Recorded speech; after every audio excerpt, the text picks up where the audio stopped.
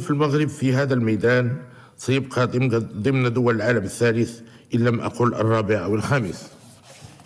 حضرات أعضاء البرلمان المحترمين، يقال كلام كثير بخصوص لقاء المواطنين بملك البلاد والتماس مساعدته في حل العديد من المشاكل والصعوبات، وإذا كان البعض لا يفهم توجه عدد من المواطنين إلى ملكهم من أجل حل مشاكل وقضايا بسيطة، فهذا يعني أن هناك خلل في مكان ما.